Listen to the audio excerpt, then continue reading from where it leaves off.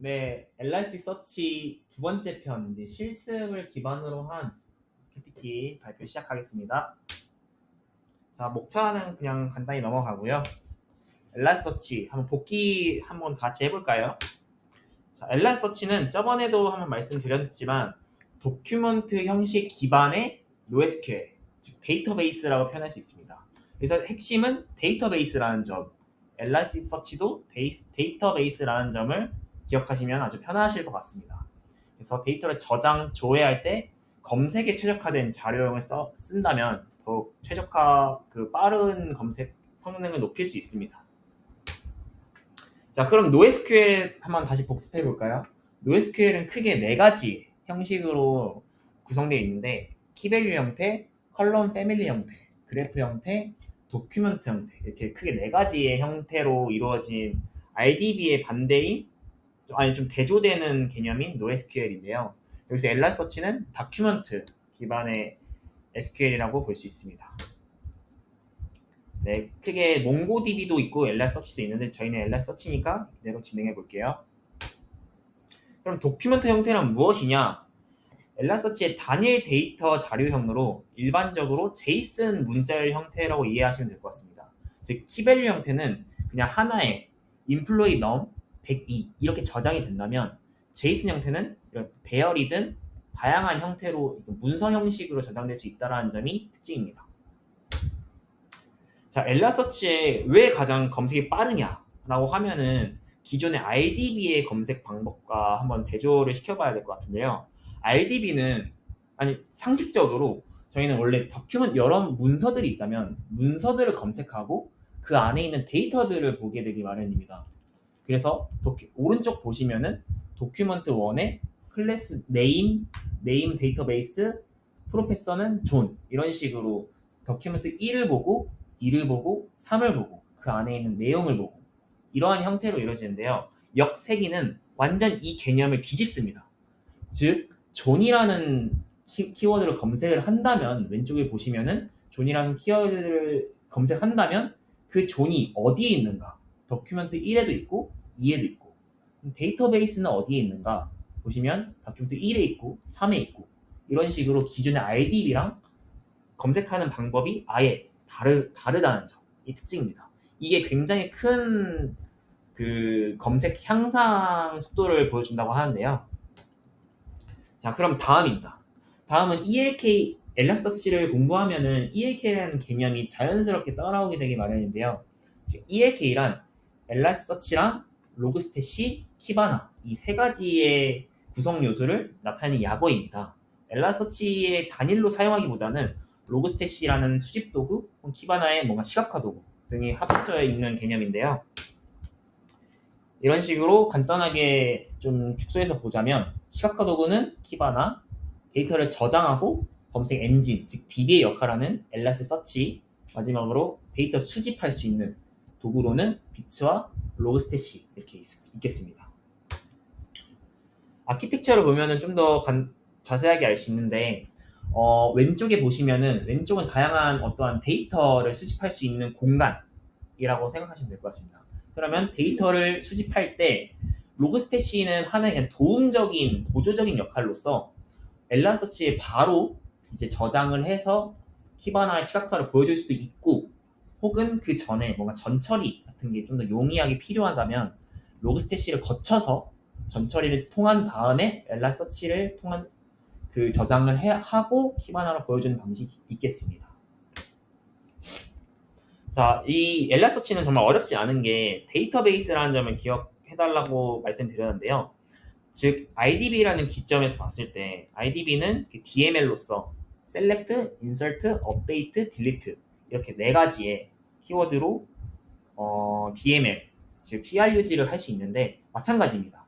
NoSQL은 그냥 단순히 도큐먼트 형식이다라는 것 뿐이지 CRUG는 공통적으로 가지고 있습니다. 그래서 여기서 특징은 HTTP 메소드, 즉 API 요청을 통해서 NoSQL의 데이터를 오고 갈 수 있는데 get 방식, post 방식, put 방식, delete 방식으로 이제 DML과 정말 같은 역할로서 작용하게 됩니다. 네, 실제로 여기 get 방식으로 요청을 하면은 안에 있는 조회, 셀렉문이 날아간다라고 생각하시면 될 것 같고요. 그럼 바로 실습 한번 해보겠습니다. 간단한 실습은 여기까지 했고, 그리고 이제 키바나는 사실 뭐 그렇게 크게 설명할 거는 없는데, 여기서 비주얼라이즈 시각화를 담당해주는 애고, 엘라스틱서치 자체가 뭔가 제이슨 타입으로 되게 복잡하게 구성이 되어 있다 보니까 얘를 좀 쉽게 다룰 수 있고, 여기에서 아예 그 도큐먼트 문서를 실행시킬 수도 있고, 데브 툴 약간 그런 느낌으로. 그래서 강사님도 그거 많이 쓴다고 했고, 그래서 이제 ELK 스택의 핵심인 로그스태시를 마저 살펴보면은, 로그스태시는 아까 강사님 말한 것처럼 ETL 도구, 수집하고 전처리해서 적재하는 도구인데, 그래서 얘는 서버 내 여러 가지 로그도 있고, 아니면 우리가 직접 어디서 다운받은 파일이 될 수도 있고, DB 자료가 될 수도 있고, DB 쿼리가 될 수도 있고, 그런 걸 수집을 해서 내가 담고 싶은 대로 조작을 한 다음에 엘라스틱서치에 보통 담아. 그 작업을 해주는 애가 로그스태시다. 그래서 얘 파이프라인 도구라고 하는데, 파이프라인 도구인 이유는 뭐냐면, 얘가 한 번만 싣고 끝내는 게 아니라 설정을 해놓으면 계속 감시하고 있다가 변화되는 걸 즉시 실어. 그렇게 동작해서 젠킨스처럼 파이프라인이라고 부른다. 그래서 ETL은 데이터 뽑아서 바꾸고 싣는다. 요거의 약자. 그래서 우리가 수집하려고 하는 데이터가 있는 데다가 데이터 소스를 수집해줄 비트 같은 걸 깔거나, 아니면은 뭐 파일, 로그 파일로 만들어놔. 그 다음에 로그스태시로 설정을 해서 ETL 작업을 하면 엘라스틱서치에 실리는 이런 구성인데, 그러면 도대체 파이프라인 구성을 어떻게 하느냐, 뭐 파이프라인이 뭔데, 어떻게 구성하는데, 별거 없고 아까 말한 것처럼 컴피그 파일 작성하면 끝나. 그럼 지가 알아서 컴피그 파일대로 파이프라인을 만들어. 젠킨스랑 비슷하다 생각하면 돼.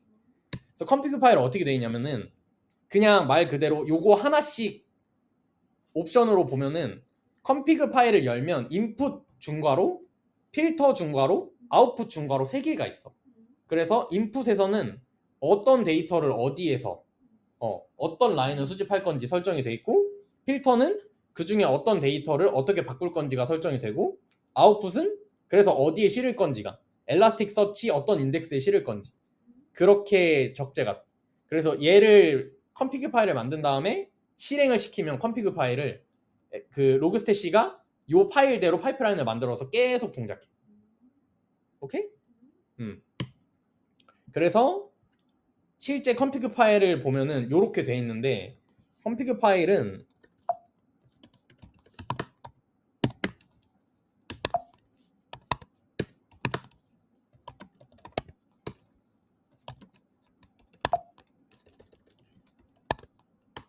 요렇게 생겼어. 그냥 진짜 딱 이렇게 생겼어. 인풋인데 얘는 이 경로에서 이 파일, CSV 파일에서 이 처음 라인부터 읽겠다. 그리고 CSV 파일에 이런 처리들을 하겠다. 함수들 써서. 그 다음에 엘라스틱서치에 이 주소에 이 인덱스에 실겠다 라고 해서 얘를 실행을 시키면 저대로 계속 파이프라인을 만들어서 저 파일이 변경되는 거 계속 감지해서 주기적으로 저 작업을 해서 엘라스틱서치에 실어. 요게 ETL. 로그스태시 이게 끝. 그래서 오늘 강사님이 한 것 중에서 핵심은 저 2를 어떻게 할 거냐. 스프링에서 우리가 그 레포지토리 그런 걸 쓸 거냐, 아니면 DB에 연결을 해서 제가 쿼리를 실행하게 할 거냐, 아니면 비트라는 애를 깔아서 걔가 얘한테 쏘게 할 거냐. 그게 끝. 그게 로그스태시였다. 그래서 컴피그 파일 작성한 다음에 인풋, 필터, 아웃풋 작성해서 실행시키면 그냥 얘가 알아서 파이프라인 구성한다. 건드릴 게 없다. 그래서 요게 끝이다. 실습은 뭐 이게 실습이니까 이거 봤으면 사실 끝난 거야. 파이프라인이 구축이 되는 게 뭔가 복잡하게 뭘 하는 게 아니라 그냥 어디서 가져올지, 어떤 처리할지, 어디로 보낼지 써놓으면 끝. 이렇게 동작합니다.